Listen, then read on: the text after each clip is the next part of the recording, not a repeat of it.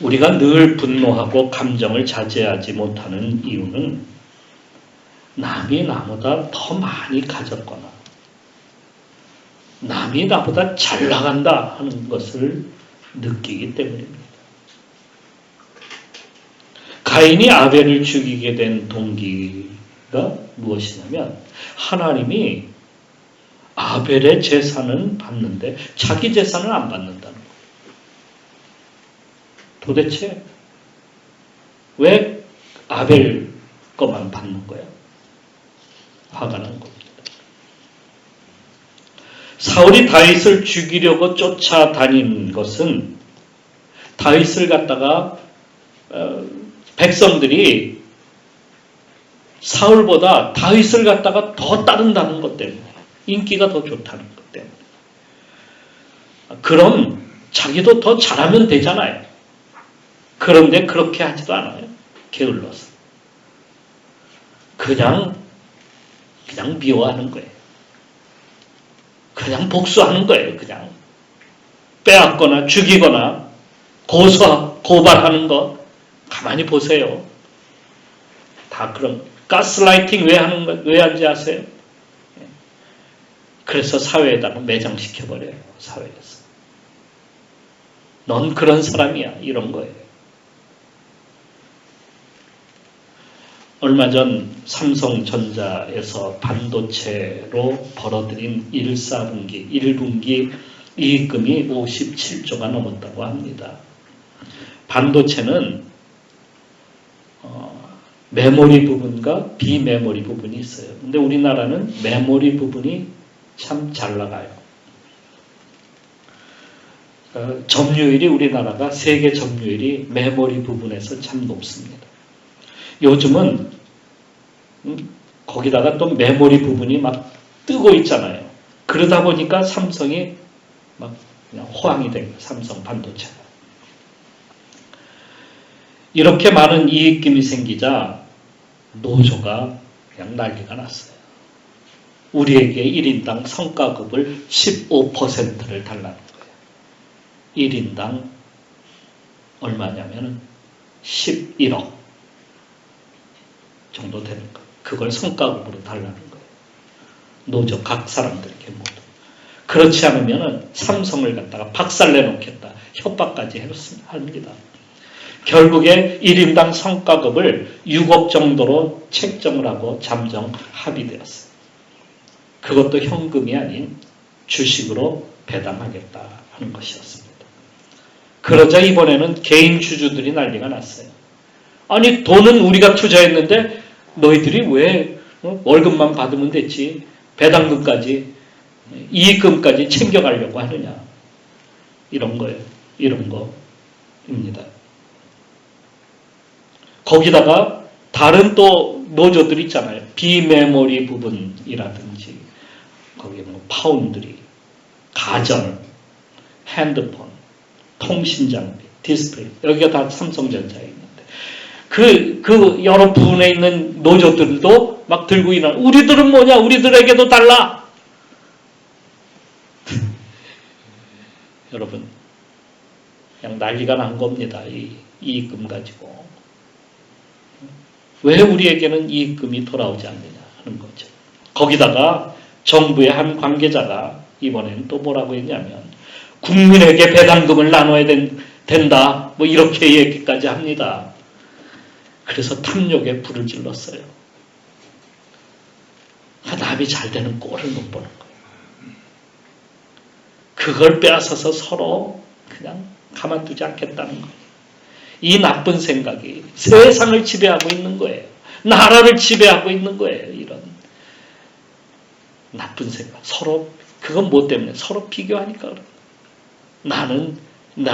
나도 잘했는데 왜 너는 왜 나에게 그렇게 안 하느냐 뭐 등등 하면서 예수님을 찾아온 사람들은 어떤 사람들이냐면 주로 헐벗고 소외되고 병든 그러한 사람들이 예수님을 찾아왔어요. 주님이 어떻게 말씀하셨을 것 같아요? 야 부자들의 것 다 뺏어서 나눠줄게 기다려. 이렇게 했다면은 우리가 기독교 종교를 우리 예수님을 믿을 필요가 없어요. 그런데 예수님은 그렇게 말씀하시지 않았어요. 가난한 사람들이 복이 있도다. 하늘나라가 너희들의 것이야. 이렇게 말씀하신 거예요. 그러니까 이 말씀은 가난하다고 여러분 실망하지 마십시오. 하나님이 여러분들 편입니다. 이 말씀이에요. 그들을 그리고 안으신 겁니다. 우리도 이런 천국을 소유해야 하겠습니다. 사실 제자들을 보면 그들이 남과 비교해 볼 때에 자랑할 것이 아무것도 없어요. 그들은 뭐 돈이 많은 부자가 있습니까? 아니면 뭐 배운 사람이 제대로 있습니까? 그렇다고 말 잘하는 사람도 없고요. 능력 있는 어떤 사람도 없어요. 싸움 잘할지는 모르겠습니다만 그렇다고 그들이 나가서 싸운다고 뭐 대단한 일을 하겠어요. 그런 능력도 사실은 없어요. 무슨 가문이 뛰어난 사람이 있느냐? 양반 가문이 있느냐? 그런 사람도 없어요. 제자들 가운데. 대부분 다 갈릴리 저 어촌 어부들 출신들이 어부들이에요. 종교 지도자? 그런 사람도 없어요. 하나같이 가난하고 약한 별별 일 없는 무명의 그러한 사람들이었다는 것이죠. 그런 사람들을 데리고 어떻게 세상에 복음을 전하고 그런 사람들을 데리고 어떻게 세상을 이긴단 말입니까? 그러니 지금 그들에게 능력이 사실 필요한 것 아니겠습니까? 예수님이 하늘로 가셨는데 아무것도 없는 제자들은 뭘 한단 말입니까? 돈이라도 뭐 넉넉하게 물려줬어야지. 예? 근데 그런 거 아무것도 없이 뭐를 한다는 거예요?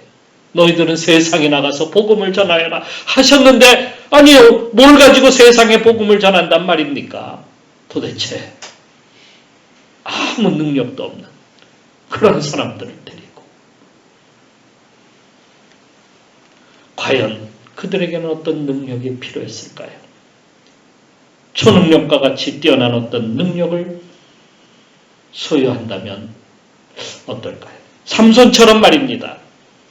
어떤 괴력의 소유자, 그런 다리처럼 이게 뭐 물맷돌이라도 좀 잘 던져가지고 사람을 쓰러뜨릴 수 있는 골리앗 정도라도 좀 쓰러뜨릴 수 있는 그런 능력이라든지 솔로몬처럼 돈이 많은 부자라든지 또 아니면 아이언맨처럼 하늘을 나는 그러한 역사를 이런 것을 구하는 제자들도 또 그러한 것을 구한 것도 아니었어요. 주님은 또 그러한 것들을 갖다가 주시지도 않았어요. 그럼 뭘 가지고 세상에 나가라고 하시는 겁니까? 사실 제자들에게 필요한 것은 예수님이 함께 하시는 거예요. 주님이 계시면 문제가 없잖아요. 그죠? 어떤 장벽도 또 어떤 문제도 어떤 어려움도 죽음도 다 이겨왔어요. 그렇다고 주님이 돈이 많으신 분도 아니고 아무것도 없는 분이지만은 그러나 그분에게는 무엇이 있기 때문에 하나님이 함께 하시기 때문에 그래서 제자들에게는 그분이 필요한 거예요. 누가? 하나님이 함께 하시는 분이. 그러니까 예수님이 제자들을 볼 때는 아무것도 없는 제자들을 두고 어떻게 내가 그들을 떠나서 하늘로 갈 것이냐.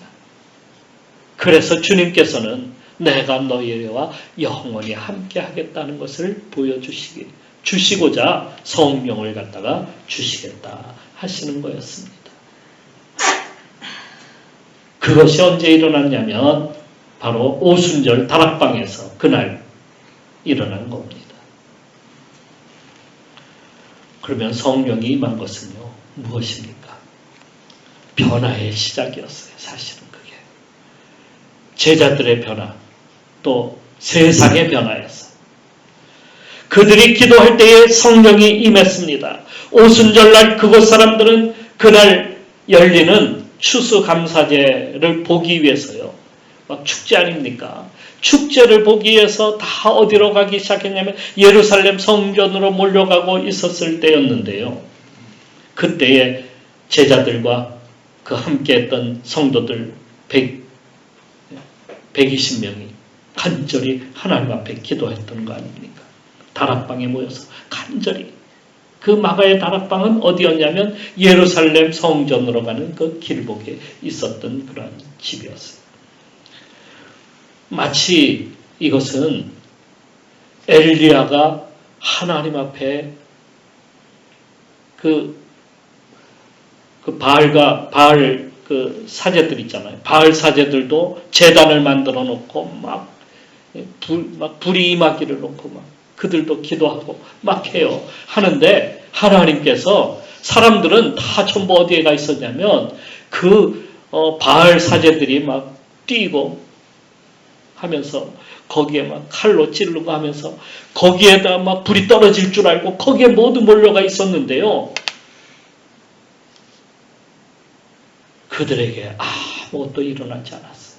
그런데 엘리야가 기도할 때에 엘리야가 만든 제단에 하늘에서 불이 떨어지고 그 놀라운 역사가 막 일어납니다. 마치 그것을 보는 것처럼 여기에도 그 마가의 다락방에 놀라운 역사가 일어나기 시작합니다.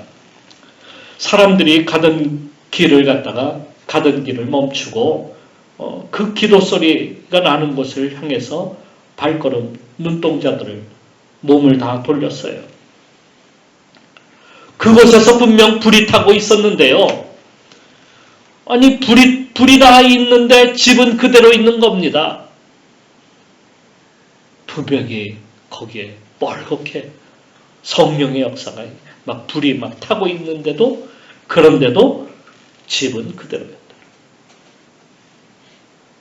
제가 청년 시절에 교회 기도실에서 청년 기도 모임을 가졌어요. 한참 기도하는데요. 막 모두가 방언이 터지고 막 성령의 역사가 막 강하게 막 일어났어요. 어떻게 기도했는지 모두가 막 그렇게 뭔가에 사로잡혀서 기도하기 시작을 했습니다. 기억나는 것은 그날 성령 충만하여 우리의 앞날을 주님께서 인도해 주시고 열어주시기를 간절히 기도했던 겁니다. 한참을 기도하는데요. 밖에서 요란한 소방차 소리가 들려왔어요. 그런데 교회 앞에 멈췄어요.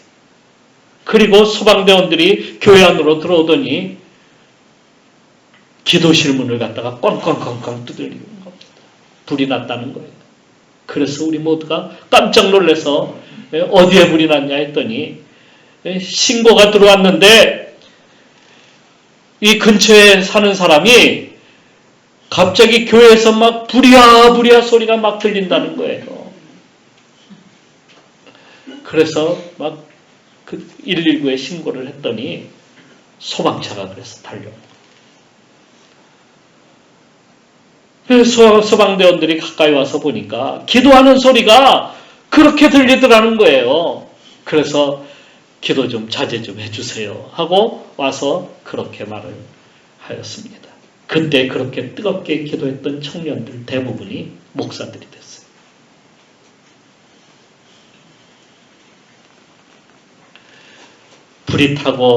불이 타는 교회, 바로 성령이 임하는 그러한 곳입니다. 너희가 하나님의 성전인 것과 성령이 너희 안에 계시는 것을 알지 못하느냐.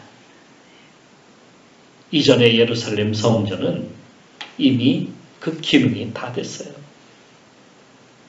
구약에서도 예루살렘은 우상 숭배의 장소였어요. 예수님이 성전을 정화하신 것은 그것이 사람들의 탐욕의 장소가 되어서 거기서 장사치들이 돈을 벌고 부자가 되고 이익을 챙기고 하는 그러한 것이 되었기 때문에 하나님께서는 더 이상 그곳에 역사가 일어나지 않게 하신 겁니다. 그러니까 하나님의 역사는 지금 어디에서 일어나고 있냐면 오순절 다락방, 그 마가의 다락방에서 지금 역사가 일어나게 하신 겁니다. 가난한 사람들은 재물 살 돈이 없었어요. 그러니 하나님께 나갈 수가 없어요. 돈이 없어 교회 못 간다는 그러한 말을 하는 사람들처럼 우리는요, 돈이 없어서 성전에 가서 재물을 바칠 수가 없습니다. 그러는 겁니다. 그 돈이 다 누구에게로 갑니까? 장사치들에게 가는 거였어요. 그런데 하나님의 성령이 거기에 일어난 것이 아니라 지금 마가의 다락방에 역사가 일어나게 하신 겁니다. 종교개혁이 일어날 때에 그때의 가톨릭 교회는요, 부자였어요. 당시의 세상은 너무도 사실은 어려웠거든요. 십자군 전쟁으로 사람들이, 남자들이 대부분 다 몇 세기 동안 군대에 끌려갔고요. 계속된 기근과 전염병으로 유럽의 인구의 3분의 1이 줄어버렸어요. 그렇게 기근과 가난과 고통 속에서 사람들은 살 때인데, 사람들은 뭐 십자군 간다면서 자기의 집을 다 교회에다 바치고, 또 교회는 또 뭐 돈으로다가 사제들을 갖다가 돈으로 사고 팔고, 그래서 교회가 점점 교회는 부자가 되는 겁니다. 나중에는요, 베드로 성당을 짓는데 죽은 사람들에게까지 헌금을 걷는 참 놀라운 퍼포먼스를 보여줍니다. 성령이 없는 교회는 이런 교회입니다. 그런데 성령의 역사는 교회를 세운다는 거예요. 오순절 사람들은 성전으로 가지 아니하고 마가의 다락방으로 몰려갔어요. 그날 사람들이 그 마가의 다락방 앞에 모여들어서 말씀을 듣기 시작하는데 얼마나 모였냐면 3,000명이 모여가지고 회개하여 세례를 받았다는 거예요. 그러니 사람들이 다 어디로 갔다는 거예요? 성전으로 가지 아니하고 마가의 다락방으로. 그래서 교회가 시작이 돼요. 이게 변화의 시작이에요. 그러니까 하나님께서 그 사람들을 태워서 불로 태워지는데 그 속에 있는 죄들을 다 태우고 새로운 역사들을 갖다가 그들을 살도록 그렇게 만드셨다 하는 그런 말씀입니다. 이게 바로 교회의 역사예요. 성령의 역사입니다. 다음으로 성령이 임할 때의 모든 장벽이 깨트려졌습니다. 사실 사도들은 아람어 외에는 쓰는 말이 없었어요. 당시에 그 아람어가 통용어였어요. 히브리어가 약간 변형이 된 그러한 것입니다. 읽고 쓰는 사람도 뭐 그냥 말만 할지 그 문서를 갖다가 쓴다든지 본다든지 하는 사람도 없었어요. 베드로도 나중에 베드로 전후서를 썼는데 베드로가 쓴 게 아니에요. 마가가 대필해 준 거예요. 그런데 그날 기도할 때에 그곳을 지나던 사람들이 모여들었는데요. 다락방에서 나는 기도 소리가 아니 자기들이 난 곳에 그 방언으로 지금 기도하고 있는 것을 들은 겁니다. 그 사람들이 얼만큼 되냐면 16개국이나 되었어요. 거기에 그 2장 9절 말씀에 보게 되면 9절서부터 그 11절까지 보면은 거기에 그냥 각국에서 온 사람들의 그 나라들의 이름이 다 기록되어 있어요. 16개나 되는 거예요. 아니, 거기서 외국에서 온 사람들이 그들의 언어로다가 그 기도를 들을 수 있는 거예요. 여러분, 복음을 전하기 위해서는요, 여러 장벽을 넘어야 돼요. 그 중에 언어의 장벽도 있어요. 문화의 장벽도 넘어야 돼요. 종교의 장벽도 넘어야 돼요. 언어는 곧 문화예요. 그러니까 언어가 벌써 그들 여기서 그 방언을 통해서 그러한 역사가 일어났다 하는 것은 무엇을 의미하냐면 모든 그러한 장벽이 무너졌다. 복음으로 인하여서 다 무너진 거예요. 깨트려진 거예요. 그것은 무엇을 얘기하냐면 복음은 모든 사람들에게 차별이 없다. 그런 말씀이에요. 모든 사람들에게 동등한 거예요. 종교의 장벽도 넘어갑니다. 그러니까 복음은 예루살렘에서만 전하라고 하는 것이 아니라 그 1장 8절에 뭐라고 말씀하고 있습니까? 성령이 너희에게 임하시면 너희가 권능을 받고 예루살렘과 온 유대와 사마리아와 어디까지? 땅 끝까지 이르러 내 증인이 되리라 하시니라 말씀하잖아요. 그러니까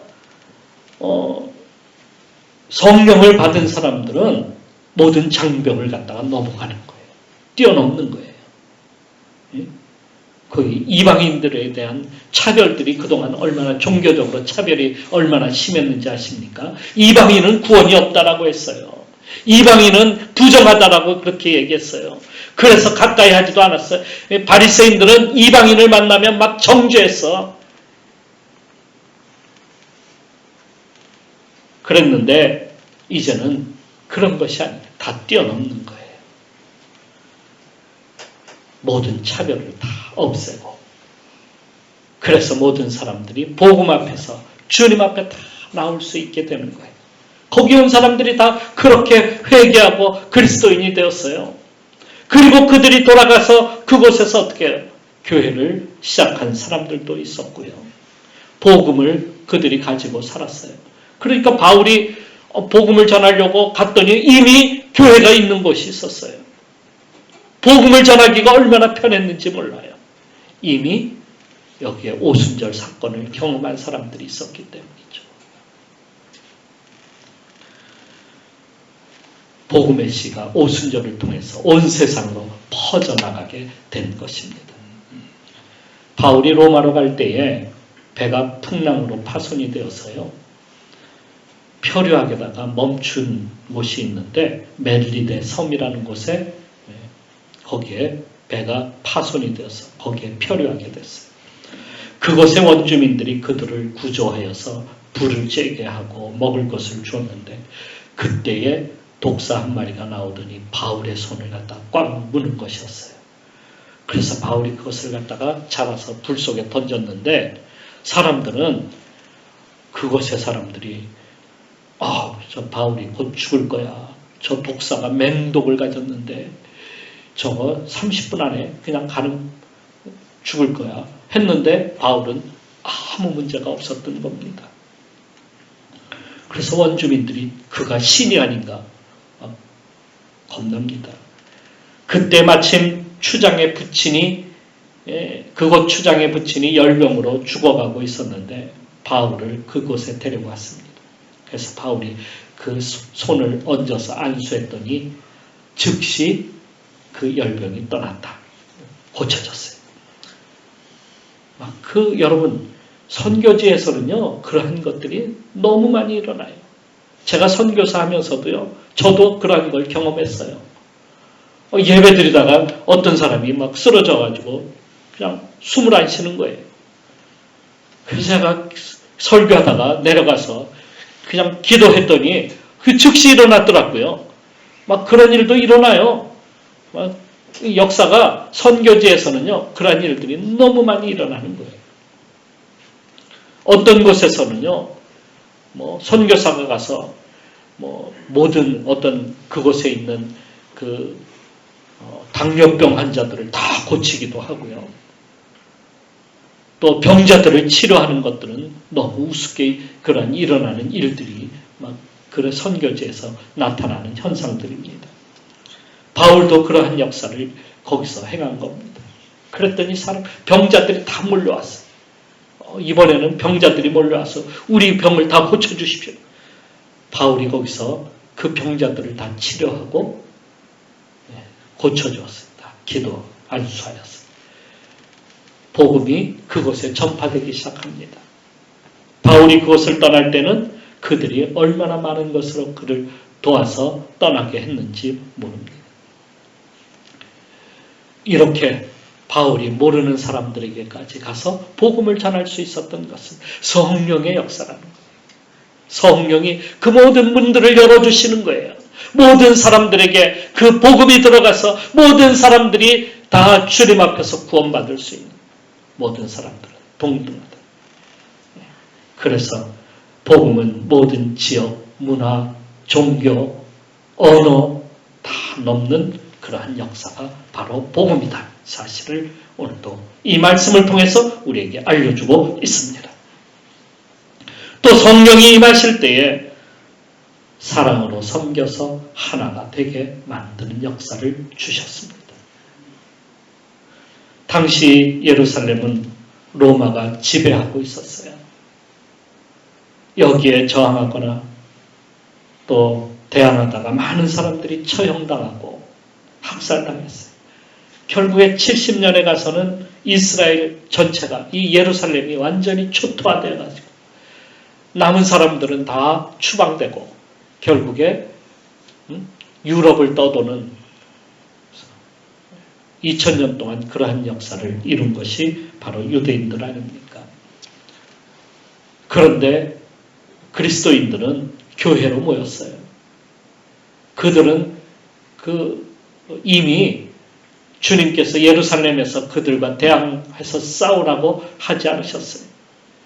복음을 들고 뿔뿔이 여러 곳으로 이미 다 흩어졌어요. 그래서 그곳에서 복음을 전하면서 모두가 그리스도 안에서 하나가 되도록 만드신 거죠.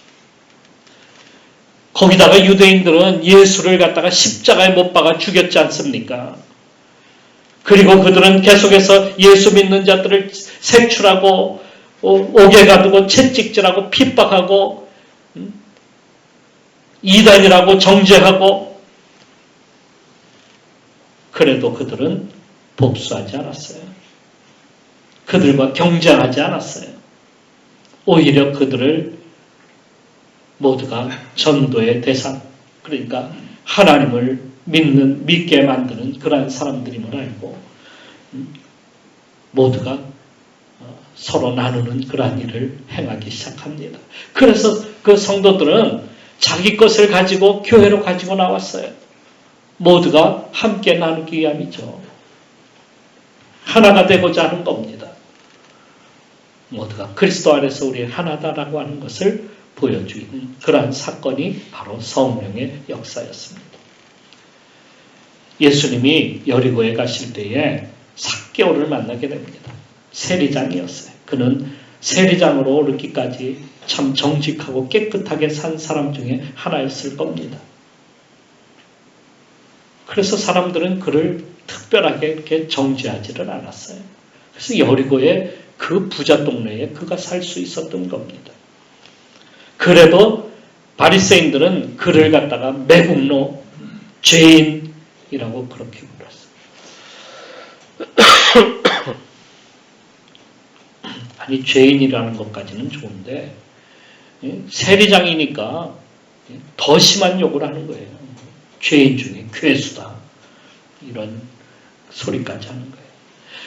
비록 그가 난쟁이였고 땅딸보라고 사람들은 그를 불렀지만은 그렇다 쳐도 그가 죄인, 죄인 중에 괴수다, 매국노다, 이런 소리는 참을 수가 없었던 겁니다.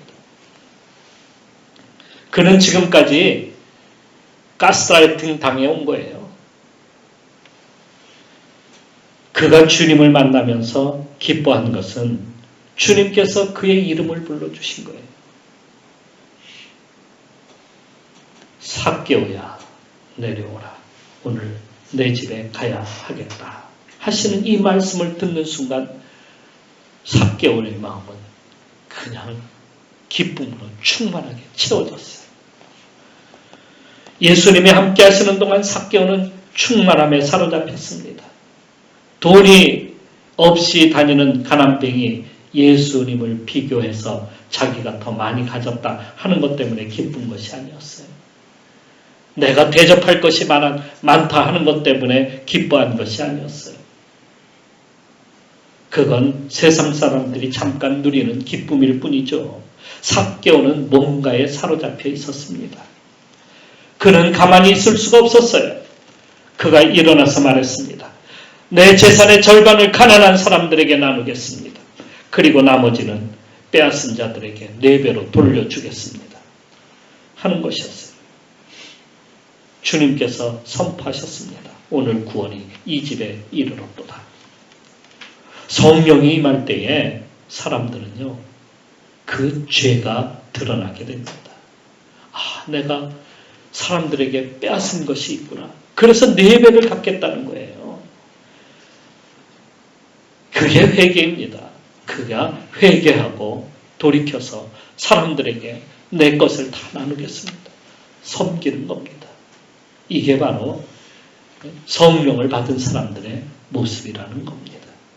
삭개오는 그 즉시 성령이 충만해서 자기 것을 나누는, 그리고 모두 함께하는 세상을 만들고자 했던 겁니다. 우리는 속이는 자 같으나 참되고 무명한 자 같으나 유명한 자요, 죽은 자 같으나 보라 우리가 살아있고, 징계를 받는 자 같으나 죽임을 당하지 아니하고, 근심하는 자 같으나 항상 기뻐하고, 가난한 자 같으나 많은 사람을 부요하게 하고, 아무것도 없는 자 같으나 모든 것을 가진 자로다. 고린도후서 6장 8절에서 10절 말씀인데요. 성령이 역사하시기 때문에, 성령은 바로 이 모든 것을 알게 만드시는 겁니다.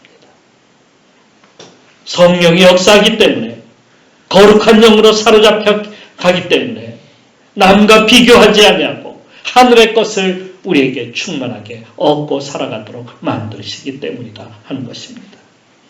이미 우리는 모든 것을 가진 사람입니다. 그걸 오늘 여러분 아시기를 바랍니다. 성령은 그것을 우리에게 허락하시고 알게 만들어 주시는 거예요. 전에는 우리도 남과 비교하면서 살았어요.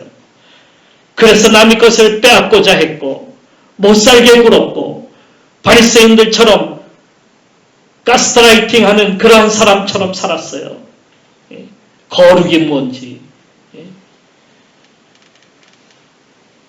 나쁜 사람처럼 나쁜 사람을 만드는 것이 우리의 일이었어요.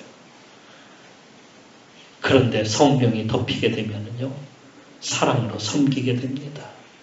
모두가 하나가 되게 만들고 그리스도의 은혜로 살게 만드는 거예요. 이 교회가, 우리 교회가 성령에 사로잡혀야 됩니다. 그래야 우리가 서로 하나가 될 수 있고요. 그래야 우리가 서로 나눌 수 있고요. 이 나라가 성령에 사로잡혀야 됩니다. 그래야 서로 그냥 아름다움으로 살아가는 거예요. 서로 비교하지 아니하고, 서로 빼앗지 아니하고. 성령은 차별이 없습니다. 헬라인에게나 유대인에게나 로마인에게나 어떤 나라든지 어떤 지역이든지 가난한 자든지 부자든지 유명하든지 무명하든지 다 동일해요. 성령 충만할 때 그래서 기쁨이 넘치는 것이고요. 성령 충만할 때 모두가 행복하게 살 수 있는 겁니다. 여러분, 오늘 성령 충만한 그러한 역사들을 우리도 경험하면서 우리 모두가 성령의 역사로 살아가시기를 주님의 이름으로 축원합니다. 기도하겠습니다. 어떤 사람들은 세상에 사로잡혀 삽니다. 어떤 사람은 돈에 사로잡혀 삽니다. 어떤 사람들은 이념에 사로잡혀 삽니다. 그런데 그것들은 서로 싸우고 나누고 미워하고 고소하고 고발하고 서로 죽입니다. 우리는 성령에 사로잡혀 살아가는 사람들입니다. 성령은 거룩하신 영입니다. 우리를 거룩하게 하시려고 보내신 하나님의 거룩하신 영이란 말입니다. 성령에 사로잡혀 살면 예수 그리스도를 따라 살게 됩니다. 거기에는 열매가 있습니다. 성령의 열매입니다. 사랑과 희락과 화평과 오래 참음과 자비와 양성과 충성과 온유와 절제, 이게 바로 성령에 충만한 사람들이 맺혀지는 열매입니다. 그러니 우리도 성령 충만하면서 살아갈 때에 역사가 일어나는 것이죠. 주님, 이제부터는 육신의 소욕대로 살지 않게 하옵소서. 이전에 살던 모습으로 살지 않게 하옵소서. 성령을 따라가게 하여 주옵소서. 성령 충만케 하여 주옵소서. 이 시간 우리 기도하며 나가도록 하겠습니다. 기도합시다.